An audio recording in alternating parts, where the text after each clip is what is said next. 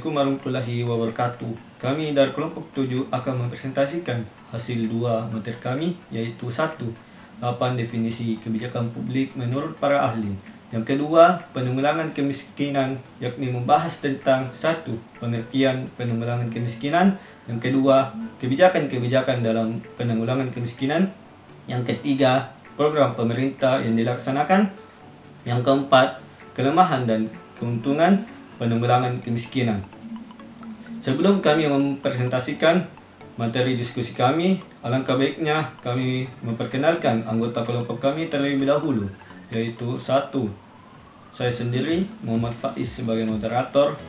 Yang kedua, Dian Febrianti sebagai pemateri pertama. Dan yang ketiga, Serlinda Purnamasari sebagai pemateri kedua. Yang keempat, Eva Rakaya Dania sebagai pemateri ketiga. Yang kelima, Nurul Inayah sebagai pemateri keempat. Yang keenam, Ninik Hidayanti sebagai pemateri kelima. Yang ketujuh, Nur Faidah sebagai pemateri keenam. Baiklah, untuk mengefektifkan waktu, kami terlebih dahulu mempresentasikan 8 definisi kebijakan publik menurut para ahli. 8 definisi kebijakan publik menurut para ahli, yaitu 1. Menurut Amara Raksasataya, kebijakan publik adalah sebagai suatu taktik dan strategi yang diarahkan untuk mencapai suatu tujuan. Yang kedua, menurut Talib Suhu Raha, kebijakan publik adalah berasal dari terjemahan kata polis yang mempunyai arti sebagai pilihan terbaik dalam batas-batas kompetensi aktor dan lembaga yang bersangkutan dan secara formal mengikat.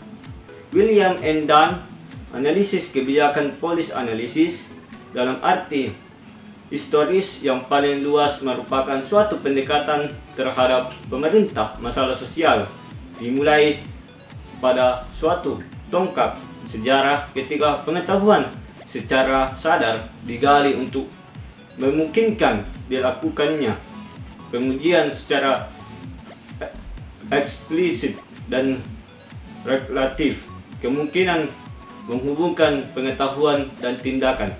Yang ketiga, menurut Richard Ross, kebijakan publik hendaknya dipahami sebagai serangkaian kegiatan yang sedikit banyak berhubungan beserta konsekuensi-konsekuensinya bagi mereka yang bersangkutan daripada sebagai suatu keputusan tersendiri.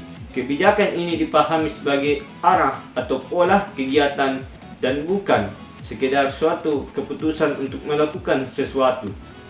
Definisi ini dapat diklarifikasikan sebagai investasi negara dengan rakyatnya dalam rangka mengatasi persoalan publik, karena melalui hal tersebut akan terjadi perdebatan antara yang setuju dan tidak setuju terhadap suatu hasil kebijakan yang dibuat oleh pemerintah.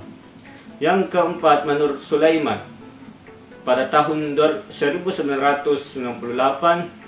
halaman 24, kebijakan publik itu adalah sebagai suatu proses yang mengandung berbagai pola aktivitas tertentu dan merupakan seperangkat keputusan yang bersangkutan dengan tindakan untuk mencapai tujuan dalam beberapa cara yang khusus. Dengan demikian, maka pola kebijakan publik berhubungan dengan tujuan, dengan pola aktivitas pemerintah mengenai sejumlah masalah serta mengandung tujuan. Yang kelima, menurut Said Zainal Abidin, kebijakan publik secara umum dapat dibedakan 3 tingkatan, yaitu 1. Kebijakan umum, yaitu kebijakan yang menjadi pedoman atau petunjuk pelaksanaan, baik yang bersifat positif ataupun yang bersifat negatif, yang meliputi keseluruhan wilayah atau instansi yang bersangkutan. Yang kedua, yaitu kebijakan pelaksanaan, adalah kebijakan yang menjabarkan kebijakan umum untuk tingkat pusat peraturan pemerintah tentang pelaksanaan suatu undang-undang. Yang ketiga, menurut kebijakan teknis, yaitu kebijakan operasional yang berada di bawah kebijakan pelaksanaan. Yang keenam, menurut Preswidowski sebagai dikutip Budi Winarno pada tahun 2002 halaman 17 mendefinisikan kebijakan publik sebagai hipotesis yang mengandung kondisi-kondisi awal dan akibat-akibat yang bisa diramalkan. Yang ketujuh, menurut Rian Nugroho pada tahun 2014 halaman 126, kebijakan publik adalah setiap keputusan yang dibuat oleh negara atau pemerintah ataupun instansi sebagai strategi untuk mengatasi sebuah masalah yang direalisasikan untuk sebuah tujuan secara terstruktur dan berdasarkan hukum. Yang kedelapan, menurut David Yaston sebagai dikutip Leo Agostino pada tahun 2009 halaman 19, definisi kebijakan menegaskan bahwa pemilik otoritas dalam sistem politik pemerintah yang secara syah dapat berbuat sesuatu pada masyarakat dan pilihan pemerintah untuk melakukan sesuatu atau tidak melakukan sesuatu diwujudkan dalam bentuk pengalokasian nilai-nilai. Akan mengemukakan beberapa pendapat ahli mengenai definisi dari kebijakan publik. Yang pertama dari Easton tahun 1969. Menurutnya, kebijakan publik adalah pengalokasian nilai-nilai kekuasaan untuk seluruh masyarakat yang keberadaannya mengikat. Yang kedua, menurut Thomas R. Dye tahun 1981, menurutnya, kebijakan publik adalah sebagai apa yang tidak dilakukan maupun apa yang dilakukan oleh pemerintah. Menurut Chandler dan Plano tahun 1988, kebijakan publik adalah pemanfaatan yang strategis terhadap sumber daya yang ada untuk memecahkan masalah-masalah publik atau pemerintah. Menurut Jonas tahun 1977, kebijakan publik menurutnya adalah suatu kelanjutan kegiatan pemerintah di masa lalu dengan hanya mengubahnya sedikit demi sedikit. Menurut Anderson tahun 1975, kebijakan publik adalah kebijakan-kebijakan yang dibangun oleh badan-badan dan pejabat-pejabat pemerintah. Menurut Shiv Geo Udujo tahun 1981, menurutnya adalah kebijakan publik adalah suatu tindakan bersanksi yang mengarah pada suatu tujuan tertentu yang diarahkan pada suatu masalah atau sekelompok masalah tertentu yang saling berkaitan yang mempengaruhi sebagian besar warga masyarakat. Menurut Edward, kebijakan publik adalah what government say and do or do not to do. It is the goals or purpose of government's program, artinya apa yang dinyatakan dan dilakukan atau tidak dilakukan oleh pemerintah termasuk kebijakan publik. Menurut Wall tahun 1966, kebijakan publik adalah sejumlah aktivitas pemerintah untuk memecahkan masalah di masyarakat, baik secara langsung maupun melalui berbagai lembaga yang mempengaruhi kehidupan masyarakat. Perkenalkan, nama saya Sarlinda Purnamasari dari kelas C NIM 1865142035. Kali ini saya akan menjelaskan beberapa definisi kebijakan publik menurut para ahli. Yang pertama, menurut W. Dun, kebijakan publik adalah suatu daftar tindakan yang saling berhubungan yang disusun oleh instansi atau pejabat pemerintah antara lain dalam bidang pertahanan, kesehatan, pendidikan, kesejahteraan, pengendalian kriminalitas, dan pembangunan perkotaan. Yang kedua, menurut Irfan Islami, kebijakan publik adalah serangkaian tindakan yang ditetapkan dan dilaksanakan atau tidak dilaksanakan oleh pemerintah yang mempunyai tujuan atau berorientasi pada tujuan tertentu demi kepentingan seluruh masyarakat. Yang ketiga, menurut Thomas D., kebijakan publik adalah segala sesuatu yang dikerjakan atau tidak dikerjakan oleh pemerintah. Mengapa suatu kebijakan harus dilakukan dan apakah manfaat bagi kehidupan bersama harus menjadi pertimbangan yang holistik agar kebijakan tersebut mengandung manfaat yang besar bagi warganya dan berdampak kecil dan sebaliknya tidak menimbulkan keadaan persoalan yang merugi. Walaupun demikian, pasti ada yang diuntungkan dan ada yang dirugikan. Disinilah letaknya pemerintah harus bijaksana dalam menetapkan suatu kebijakan. Yang keempat, menurut Robert Easton, kebijakan publik adalah hubungan suatu unit pemerintah dengan lingkungannya. Yang kelima, menurut Sulaiman, kebijakan publik adalah sebagai kebijakan negara atau pemerintah yang dikembangkan oleh badan-badan atau lembaga dan pejabat pemerintah. Yang keenam, menurut Bill Jenkins, kebijakan publik adalah suatu keputusan berdasarkan hubungan kegiatan yang dilakukan oleh aktor politik guna menentukan tujuan dan mendapat hasil berdasarkan pertimbangan situasi tertentu. Yang ketujuh, menurut G. Peters, kebijakan publik adalah sebuah kegiatan pemerintah, baik dikerjakan sendiri atau melalui suatu lembaga lain yang mempengaruhi dalam kehidupan masyarakat. Yang kedelapan, menurut Karl Friedrich, kebijakan publik adalah sebuah usulan arah tindakan atau sebuah kebijakan yang diajukan oleh seseorang, kelompok atau sebuah pemerintah agar untuk mengatasi suatu hambatan atau untuk memanfaatkan sebuah kesempatan pada sebuah lingkungan tertentu dalam rangka untuk mencapai suatu tujuan atau dapat merealisasikan suatu sasaran.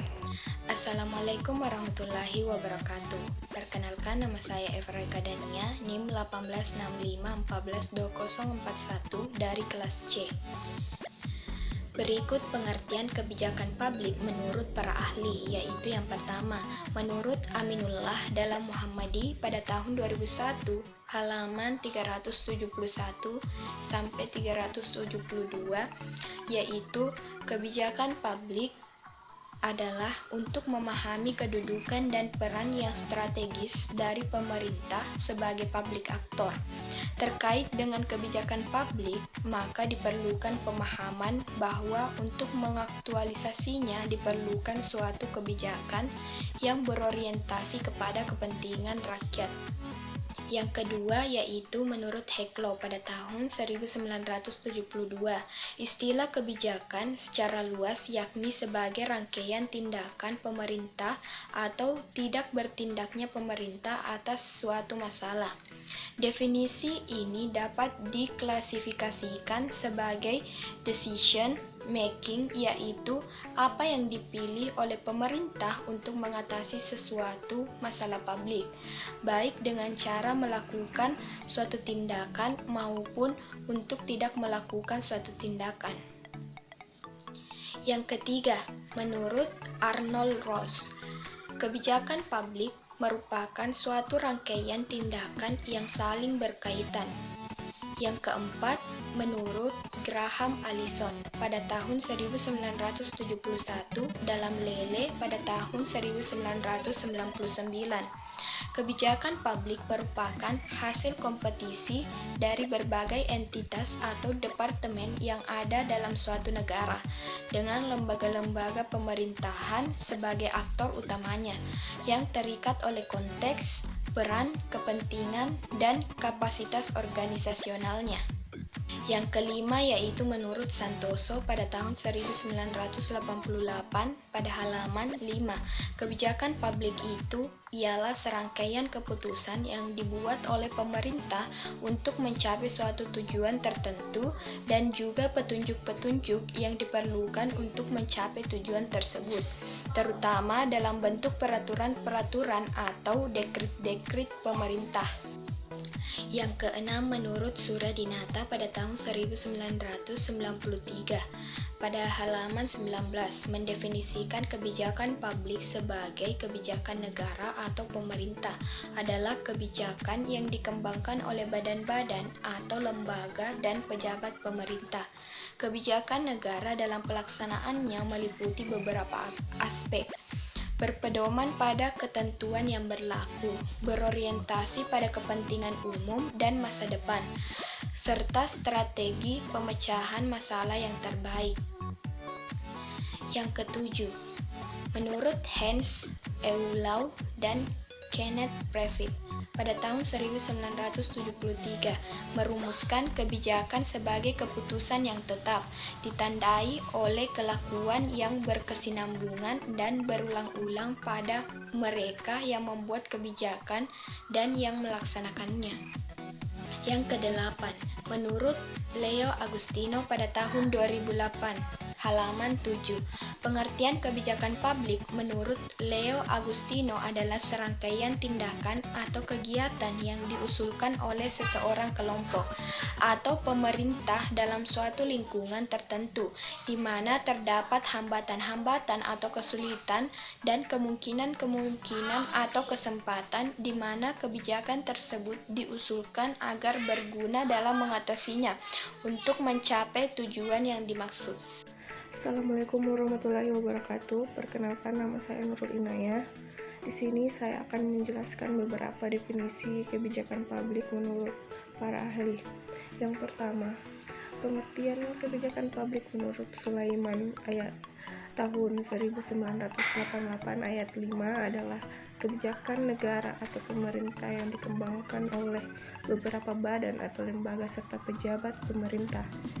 Yang kedua, pengertian kebijakan publik menurut Bill Jenkins adalah keputusan yang berdasarkan pada hubungan kegiatan yang dilakukan oleh aktor politik untuk menentukan tujuan serta mendapat hasil berdasarkan pada pertimbangan situasi tertentu. Yang ketiga, pengertian kebijakan publik menurut J. Peters adalah sejumlah kegiatan pemerintah baik yang dikerjakan sendiri atau melalui lembaga lain yang akan memengaruhi di dalam kehidupan masyarakat. Yang keempat, pengertian kebijakan publik menurut Carl Friedrich adalah usulan dari arah tindakan atau kebijakan yang diajukan oleh seseorang, kelompok atau pemerintah untuk mengatasi hambatan atau untuk memanfaatkan kesempatan di sebuah lingkungan tertentu dalam rangka mencapai tujuan atau bisa merealisasikan sasaran. Yang kelima, pengertian kebijakan publik menurut Hans Eulau dan Kenneth Previtt adalah keputusan tetap yang ditandai oleh kelakuan yang berhubungan dan berulang pada mereka yang membuat kebijakan serta yang melaksanakannya. Yang keenam, pengertian kebijakan publik menurut Amara Raksasatya adalah rangkaian tindakan yang saling berkaitan. Yang ketujuh, pengertian kebijakan publik menurut Wikipedia adalah kebijakan yang dibuat oleh pemerintah sebagai pembuat kebijakan dalam mencapai tujuan tertentu di masyarakat, yang dimana dalam penyusunannya melalui beragam tahapan. Yang ke-8 yaitu pengertian kebijakan publik menurut Leo Agustino tahun 2008 ayat 7 adalah serangkaian tindakan atau kegiatan yang diusulkan oleh seseorang, yang kelompok atau pemerintah di dalam lingkungan tertentu yang dimana ada hambatan atau kesulitan serta kemungkinan dan kesempatan yang dimana kebijakan itu diusulkan dimana supaya berguna dalam mengatasinya dalam mencapai tujuan tertentu. Bismillahirrahmanirrahim. Saya akan mengemukakan beberapa definisi kebijakan publik menurut para ahli. 1. Menurut Sulaiman 1988, pengertian kebijakan publik menurut Sulaiman adalah sebagai kebijakan negara atau pemerintah adalah kebijakan yang dikembangkan oleh badan-badan atau lembaga dan pejabat pemerintah. 2. Menurut Bill Jenkins, pengertian kebijakan publik menurut Bill Jenkins adalah suatu keputusan berdasarkan hubungan kegiatan yang dilakukan oleh aktor politik guna menentukan tujuan dan mendapat hasil berdasarkan pertimbangan situasi tertentu. 3. Menurut Peters, pengertian kebijakan publik menurut Peters adalah sebuah kegiatan pemerintah baik dikerjakan sendiri atau melalui suatu lembaga lain yang akan mempengaruhi dalam kehidupan masyarakat. 4. Menurut Amara Raksasatya, pengertian kebijakan publik menurut Amara Raksasatya adalah sebuah rangkaian suatu tindakan yang saling berhubungan 5. Menurut Leo Agustino 2008, pengertian kebijakan publik menurut Leo Agustino adalah serangkaian tindakan atau kegiatan yang diusulkan oleh seseorang, kelompok, atau pemerintah dalam suatu lingkungan tertentu di mana terdapat hambatan-hambatan atau kesulitan dan kemungkinan atau kesempatan di mana kebijakan tersebut diusulkan agar digunakan dalam mengatasinya untuk mencapai tujuan yang dimaksud. Menurut Arnold Ross mengungkapkan bahwa kebijakan publik adalah suatu rangkaian suatu tindakan yang saling berhubungan. Bismillahirrahmanirrahim. Saya akan menjelaskan beberapa kebijakan publik menurut para ahli dan definisi saya sendiri. Yang pertama yaitu kebijakan adalah rangkaian konsep dan asas yang menjadi pedoman dan dasar rencana dalam pelaksanaan suatu pekerjaan, kepemimpinan, dan cara bertindak. Istilah ini dapat diterapkan pada pemerintahan, organisasi, kelompok, sektor swasta, serta individu. Kebijakan berbeda dengan peraturan dan hukum. Harold Laswell dan Abraham Kaplan mengungkapkan bahwa kebijakan merupakan suatu program yang diproyeksikan dari tujuan-tujuan, nilai-nilai, dan praktika-praktika. Kebijakan selanjutnya yaitu kebijakan publik merupakan suatu aturan dibuat pemerintah merupakan bagian dari keputusan politik untuk mengatasi berbagai persoalan, isu yang ada dan berkembang di masyarakat. Selanjutnya yaitu kebijakan juga merupakan keputusan yang dibuat oleh pemerintah untuk melakukan pilihan tindakan tertentu. Asmara Raksasastaya mengartikan kebijakan sebagai suatu taktik dan strategi yang diarahkan untuk mencapai suatu tujuan. Oleh karena itu, suatu kebijakan memuat 3 elemen, yaitu yang pertama, identitas dari tujuan yang ingin dicapai. Yang kedua yaitu taktik atau strategi dari berbagai langkah untuk mencapai tujuan yang diinginkan. Yang ketiga yaitu penyediaan berbagai input untuk memungkinkan pelaksanaan secara nyata dari taktik dan strategi. Yang selanjutnya yaitu Ira Sarkasi, yaitu kebijakan publik adalah apa yang dinyatakan dan dilakukan atau tidak dilakukan oleh pemerintah yang dapat diterapkan dalam peraturan-peraturan perundang-undangan atau dalam policy statement yang berbentuk pidato-pidato, wacana yang diungkapkan pejabat politik dan pejabat pemerintah yang segera ditindaklanjuti dengan program-program dan tindakan pemerintah. Selanjutnya yaitu ketika kata kebijakan dengan kata publik digabungkan, maka kebijakan publik menjadi erat kaitannya dengan kepentingan publik. Kebijakan publik adalah kebijakan serangkaian kebijakan tindakan untuk mencapai tujuan negara yang merupakan kepentingan publik dengan memperhatikan input yang tersedia berdasarkan usulan dari seseorang atau kelompok orang yang di dalam pemerintahan atau maupun di luar pemerintahan.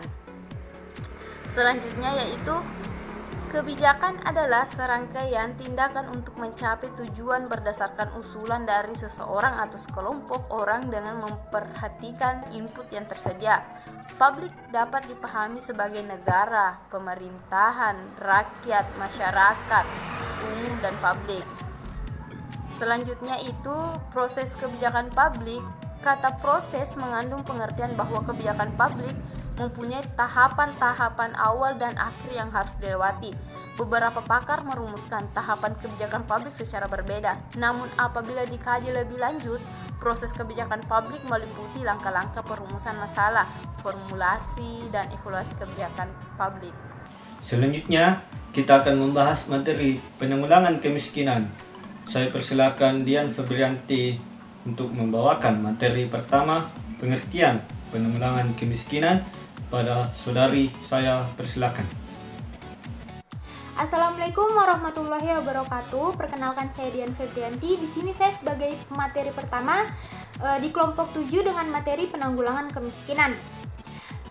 Pertama yang perlu kita ketahui dari penanggulangan kemiskinan yaitu apa sebenarnya penanggulangan kemiskinan itu.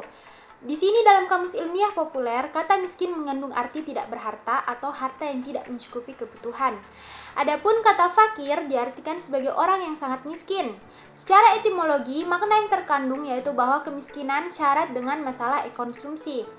Hal ini bermula sejak masa neoklasik, di mana kemiskinan hanya dilihat dari interaksi negatif atau ketidakseimbangan antara pekerja dan upah yang diperoleh.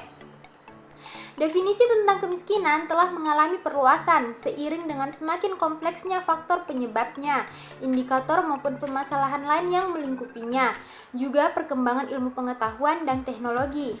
Kemiskinan tidak lagi hanya dianggap sebagai dimensi ekonomi, melainkan telah meluas hingga ke dimensi sosial, kesehatan, politik, dan pendidikan. Maka perkembangan arti definisi daripada kemiskinan adalah sebuah keniscayaan. Berawal dari sekedar ketidakmampuan memenuhi kebutuhan konsumsi dasar dan memperbaiki keadaan hingga pengertian yang lebih luas yang memasukkan komponen-komponen sosial dan moral. Misalnya pendapat yang diutarakan oleh Ali Khomsan bahwa kemiskinan timbul oleh karena minimnya penyediaan lapangan kerja di berbagai sektor, baik sektor industri maupun pembangunan. Senada dengan pendapat itu, bahwasanya kemiskinan ditimbulkan oleh ketidakadilan faktor produksi atau kemiskinan adalah ketidakberdayaan masyarakat terhadap sistem yang diterapkan oleh pemerintah sehingga mereka berada pada posisi yang sangat lemah dan tereksploitasi. Arti definisi ini lebih dikenal dengan kemiskinan struktural. Definisi kemiskinan menurut UNDP dalam Cahya tahun 2004 adalah ketidakmampuan untuk memperluas pilihan-pilihan hidup, antara lain dengan memasukkan penilaian tidak adanya partisipasi dalam pengambilan kebijakan publik sebagai salah satu indikator kemiskinan. Menurut Badan Pusat Statistik, kemiskinan adalah ketidakmampuan memenuhi standar minimum kebutuhan dasar yang meliputi kebutuhan makan maupun non-makan, membandingkan tingkat konsumsi penduduk dengan garis kemiskinan atau jumlah rupiah untuk konsumsi orang per bulan. Deskripsi lain arti definisi kemiskinan yang mulai bergeser, misal pada awal tahun 1990-an. Definisi kemiskinan tidak hanya berdasarkan tingkat pendapatan, tapi juga mencakup ketidakmampuan di bidang kesehatan, pendidikan, dan perumahan. Kemiskinan dapat dibedakan menjadi 3 pengertian, yaitu kemiskinan absolut, kemiskinan relatif, dan kemiskinan kultural. Yang selanjutnya akan dibahas oleh teman saya, yaitu Serlinda Purnamasari. Untuk menuju solusi kemiskinan, penting bagi kita untuk menelusuri secara detail indikator-indikator kemiskinan tersebut. Adapun indikator-indikator kemiskinan, sebagaimana dikutip dari Badan Pusat Statistika, antara lain sebagai berikut. Yang pertama, ketidakmampuan memenuhi kebutuhan konsumsi dasar seperti sandang, pangan, dan papan. Yang kedua, tidak adanya akses terhadap kebutuhan hidup dasar lainnya seperti kesehatan, pendidikan, sanitasi, air bersih, dan transportasi. Yang ketiga, tidak adanya jaminan masa depan atau karena tiadanya investasi untuk pendidikan dan keluarga. Yang keempat, kerentanan terhadap goncangan yang bersifat individual maupun massa. Yang kelima, rendahnya kualitas sumber daya manusia dan terbatasnya sumber daya alam. Yang keenam, kurangnya apresiasi dalam kegiatan sosial masyarakat. Yang ketujuh, tidak adanya akses dalam lapangan kerja dan mata pencaharian yang berkesinambungan. Yang kedelapan, ketidakmampuan untuk berusaha karena cacat fisik maupun mental. Yang kesembilan, ketidakmampuan dan ketergantungan sosial, seperti anak-anak terlantar, wanita korban kekerasan rumah tangga, janda miskin, kelompok marginal, dan terpencil. Terima kasih atas kesempatan yang telah diberikan kepada saya. Saya akan menjelaskan bagian B, yaitu bagaimana kebijakan-kebijakan pemerintah dalam penanggulangan kemiskinan. Langkah-langkah kebijakan penanggulangan kemiskinan difokuskan pada pemenuhan kebutuhan dasar masyarakat miskin. Dasar pelaksanaan kebijakan pemenuhan kebutuhan dasar masyarakat miskin diarahkan pada pemenuhan pelayanan atau penyediaan fasilitas pendidikan, kesehatan, dan infrastruktur dasar. 1. Pelayanan pendidikan bagi keluarga miskin. Pelayanan pendidikan kepada keluarga miskin bertujuan membebaskan biaya pendidikan bagi siswa tidak mampu dan meringankan bagi siswa yang lain, agar mereka memperoleh pelayanan pendidikan dasar yang lebih bermutu sampai tamat dalam rangka penuntasan wajib 9 tahun belajar. Kebijakan ini dilaksanakan oleh Departemen Pendidikan Nasional. Komponen kebijakan ini adalah bantuan operasional sekolah atau BOS dan bantuan khusus murid atau BKM. BOS diperuntukkan untuk penyelenggaraan pendidikan, sedangkan BKM ditujukan untuk pemberian beasiswa bagi mahasiswa wajib belajar dari keluarga miskin. Tujuan diberikannya beasiswa kepada anak-anak keluarga miskin adalah agar keperluan siswa seperti seragam, alat tulis, dan transportasi dapat dipenuhi. 2. Pelayanan kesehatan bagi keluarga miskin. Pelayanan kesehatan kepada keluarga miskin bertujuan meningkatkan akses pelayanan kesehatan bagi seluruh penduduk miskin dengan terselenggaranya pelayanan kesehatan gratis di puskesmas dan jaringannya serta rawat inap kelas 3 di rumah sakit. Kebijakan dilakukan dengan menyalurkan dan pelayanan kesehatan secara kapitas ke puskesmas dan pelayanan kesehatan di kelas 3 rumah sakit dengan sistem klaim. Yang ketiga yaitu penyediaan prasarana dan sarana desa. Penyediaan prasarana desa dilakukan di daerah yang dikategorikan banyak dihuni keluarga miskin, yang dilakukan dengan tujuan memberikan lapangan kerja dan perluasan lapangan usaha kepada keluarga miskin, dan juga bertujuan menyediakan prasarana fisik yang mendukung kegiatan ekonomi keluarga miskin di pedesaan. Penentuan jenis prasarana desa yang dibangun ditentukan sendiri oleh masyarakat.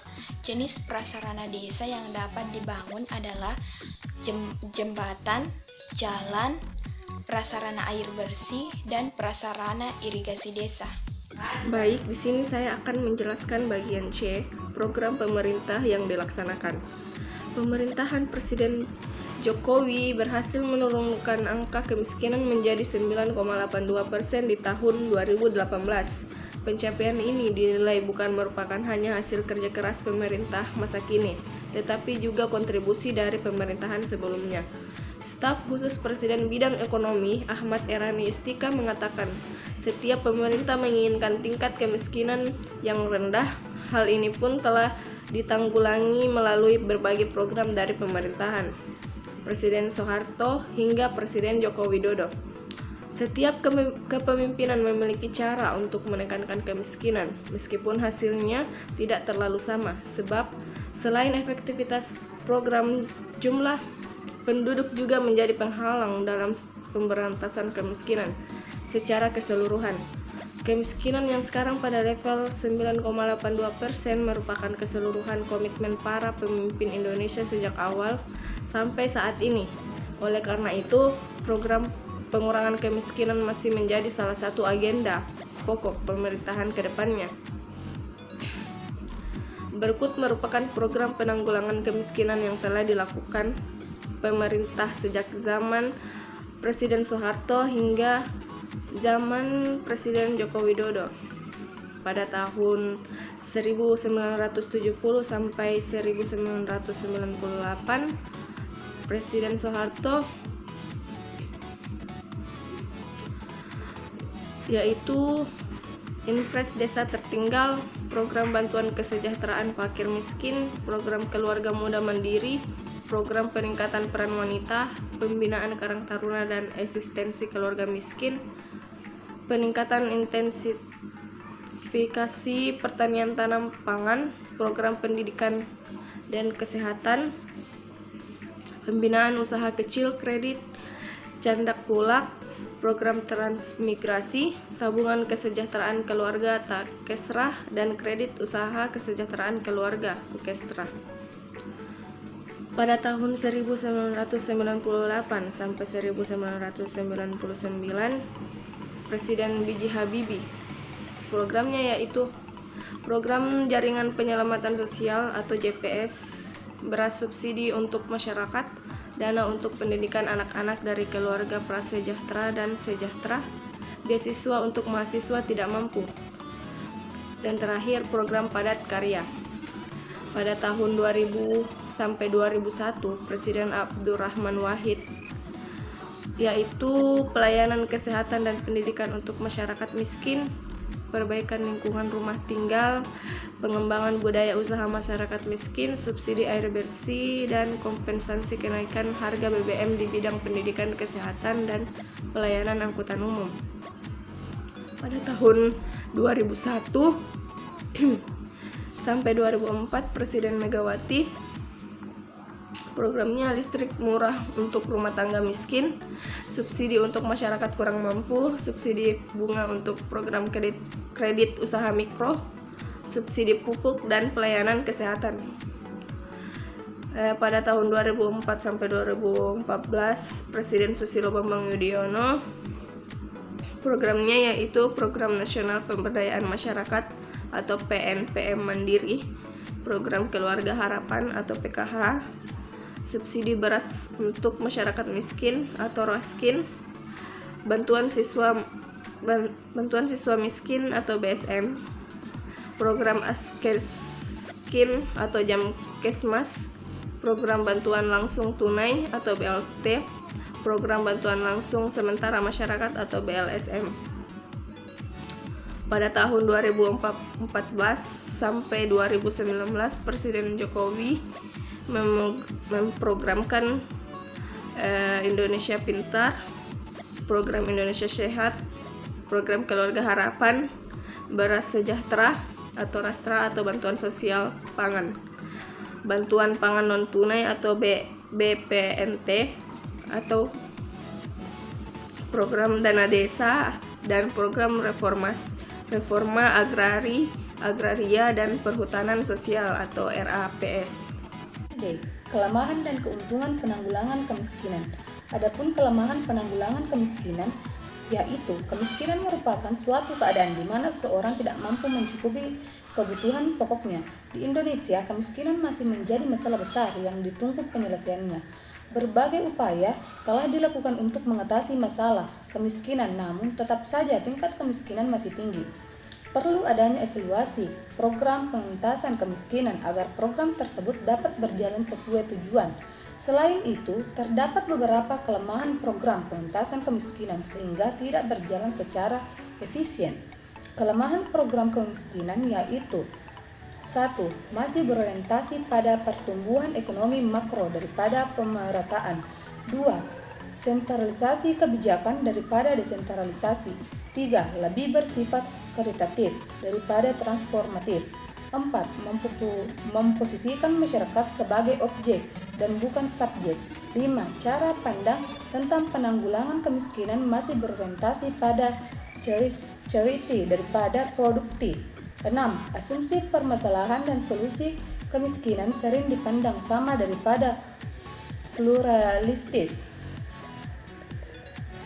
Menurut Komite Penanggulangan Kemiskinan KPK 2003, beberapa kelemahan upaya penanggulangan kemiskinan berjalan selama ini antara lain: 1. Program-program penanggulangan kemiskinan masih bersifat parsial, belum terpadu dan komprehensif. 2. Belum tersedianya instrumen upaya penanggulangan kemiskinan yang spesifik sesuai dengan keragaman dimensi permasalahan kemiskinan di suatu daerah. 3. Berbagai kebijakan yang semula diproyeksikan untuk mengatasi masalah kemiskinan pada kenyataannya melahirkan masalah baru yang menyebabkan berkurangnya kepercayaan publik terhadap pemerintah dalam menangani masalah kemiskinan. 4. Lemahnya birokrasi pemerintah, kecilnya peran masyarakat LMS yang sinkronnya kebijakan pusat dan daerah, terhambatnya komunikasi pembuat program dengan stakeholder. Itu kesalahan analisis atau pentargetan sebagaimana terjadi dalam program-program ini menyebabkan banyak keluarga miskin gagal menikmati manfaat program-program tersebut. Ada banyak alasan mengapa terjadi pentargetan yang buruk, seperti sistem data dan informasi yang tidak tepat, kurangnya waktu untuk analisis mikro dan persiapan program, serta terlalu banyak program yang menggunakan pendekatan pentargetan berdasarkan wilayah. Sebagian besar aspek sosialisasi dan pelaksanaan adalah kurang memadai karena berbagai sebab. Oke, bagian kedua, keuntungan penanggulangan kemiskinan. Yang ke-1, melalui program distribusi dan relokasi lahan untuk mensejahterakan petani pangan, kita harus masuk kepada faktor utama, main production factor, yaitu faktor lahan. Untuk itu, program realokasi dan distribusi lahan pertanian harus menjadi arus utama atau mainstream. Penyelesaian masalah kemiskinan pedesaan serta harus segera pelaksanaannya. Langkah-langkah struktural perlu diambil adalah yang pertama, membuat kebijakan sebagai batasan minimum luas lahan garapan per rumah tangga. Misalnya, petani sawah dengan patokan harga berlaku saat ini, setiap rumah tangga petani layaknya minimal pengelolaan lahan seluas 2 hektar. Yang kedua, pemerintah mengambil alih penguasaan lahan tertentu, misalnya lahan-lahan terlantar yang saat ini dikuasai oleh pengusaha. Demikian pula lahan-lahan sawah yang diprediksi akan beralih fungsi dengan makin berkembangnya infrastruktur jalan di sekitar senyoknya disebabkan oleh pemerintah. Hal ini merupakan tindakan struktural yang nyata, bukan sekadar program-program pengendalian konversi lahan pertanian. Nah, yang ketiga yaitu melalui percetakan sawah-sawah baru yang hak pemilikannya masih tetap di tangan pemerintah. Jadi, bukan sekadar pecandangan lahan abadi untuk pertanian, tetapi merujuk dengan penyesuaian jumlah rumah tangga petani yang berlahan sempit. Langkah-langkah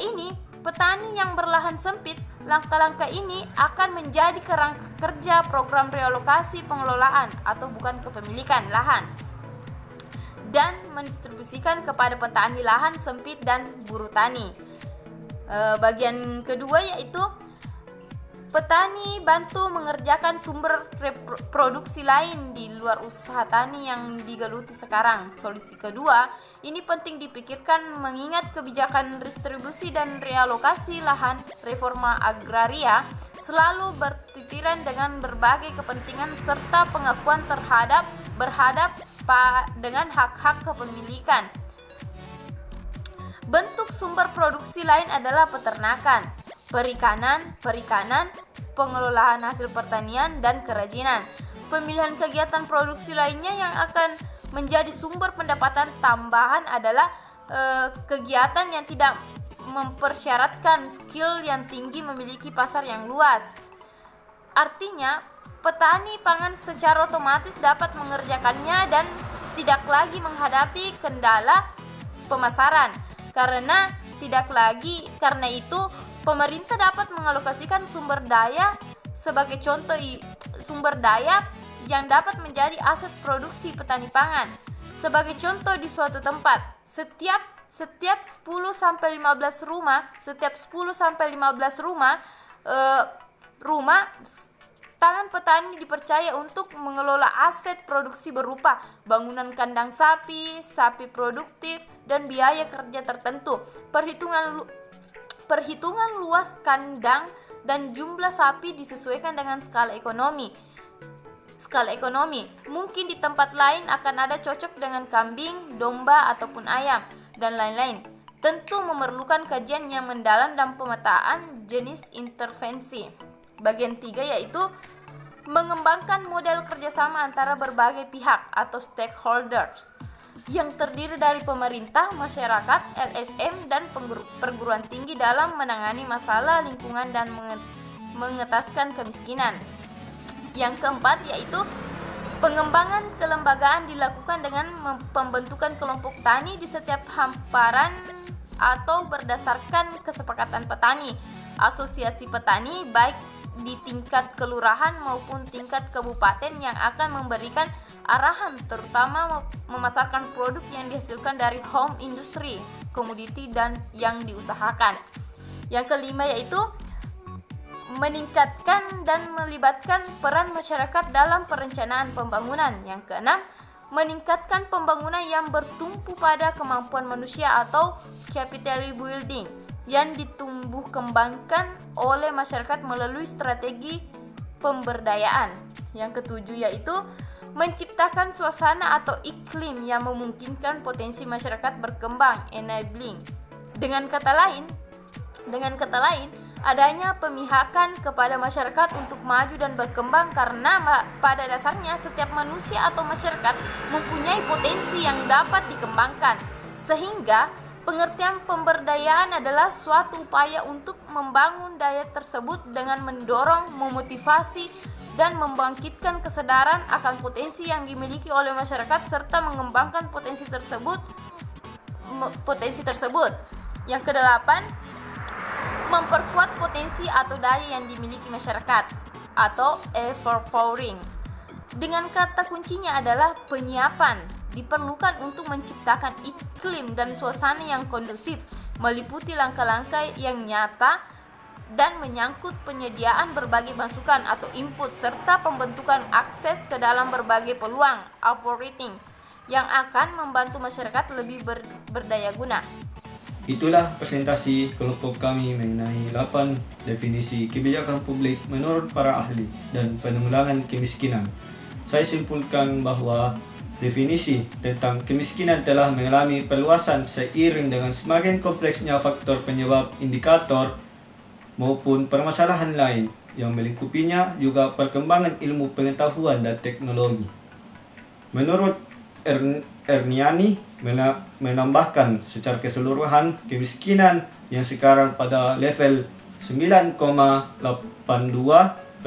merupakan keseluruhan komitmen para pemimpin Indonesia sejak awal merdeka sampai saat ini. Oleh karena itu, dia berharap program penanggulangan kemiskinan masih menjalani salah satu agenda pokok pemerintahan ke depan. Sekian presentasi kami, lebih dan kurangnya mohon dimaafkan. Wassalamualaikum warahmatullahi wabarakatuh.